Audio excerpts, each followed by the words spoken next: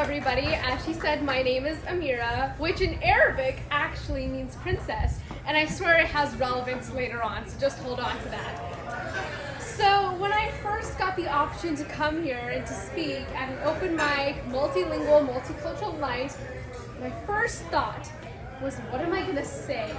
Because as much as my parents are immigrants and they come from another country and they moved here, I've grown up in America my whole life.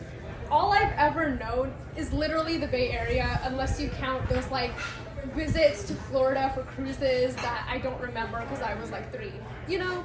So doesn't count. I know nothing about my homeland because I come from Pakistan, and apparently the only time where I was old enough to visit when I was 2 years old, barely able to walk, just for a few weeks too, because that was somehow so important to me as my cultural identity.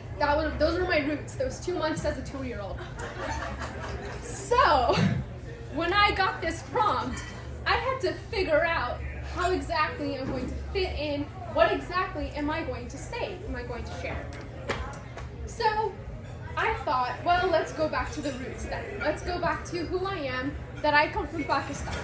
Now, both of my parents do originate from Pakistan, but I thought maybe if I get to know a little bit more about my parents, about maybe the towns they came from, or the places in Pakistan they came from, that might trigger something, that might help me out.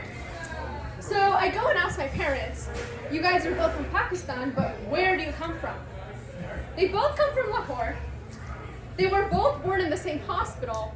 They were both delivered by the same doctor. And the real kicker is, they're 11 years apart. So 11 years apart, same doctor, same hospital. I wasn't gonna get any diversity from there. Like, they were from the same exact origin. So I was like, so I am Pakistani down to my core roots. Like, there's no changing that, okay? So I'm like, okay, let's travel a little further back in time, you know. Maybe my ancestors traveled from some land. Maybe there's some nugget of interesting stuff. So I go to my dad first. Mistake number 1. I go to my dad first. And I ask him, where do we come from?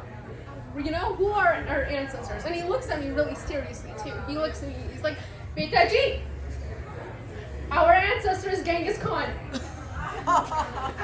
Genghis Khan. And I'm like, how did we get Genghis Khan in our lineage? And he's like, see, your last name, Chugtai, Genghis Khan's son. He changed his name from Khan to Chugtai. And I was like, Dad, do you know how many Chugtais exist in this world? Like, how common that name is? Nope. I was gonna get him off that. So, putting the Genghis Khan story aside, I go to my mother. I ask her, Mom, where does your family come from? She goes with a very serious face. You know, during the British Raj, when India and Pakistan were one and the British were there, your great-grandma, my dadi, your great-grandma, she was a princess.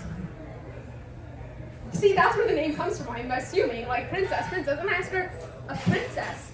And she's like, a real princess. And I'm like, are you sure she just wasn't like really rich? Like a big house? No, princess. And I was like, okay. So I have parents over here telling me that my identity is a warrior princess, which is most definitely not the case. So now that I was done with mistake number 2, I had to draw a conclusion based off this. The number 1 thing I learned from this experience, my parents needed to take a DNA test. Both of them. Because there's no way that any of their saying is even remotely in the universe of truth. But I'll leave them with it. But the second thing I realized, more on the profound note, because there's got to be something profound to say about all this. The second thing I realized is, what am I doing? Trying to figure out my identity by looking 100 or even thousands of years in the past. Like, I get that we all come from different places, that we all come from so many different nationalities, lineages. But at the end of our day, our identities cannot be a single static thing rooted in our past. There's no way I am only a princess, and that's the end of the story. No. I believe that all of our identities are non-static things that grow and change and develop as we experience more of what life has to offer. I'm currently on my way out of the Bay Area for the first time in my life. I'm headed to Purdue University in fall.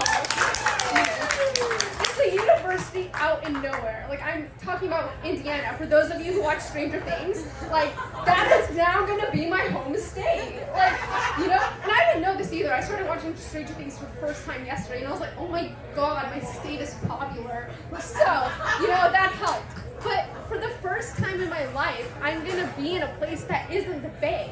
And to say that my identity and who I love, the things I love to do and who I am isn't gonna change is naive.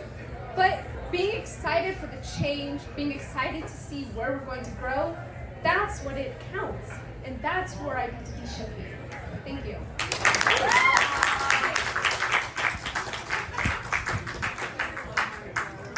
Thank you so much for sharing your story. I think it's so important.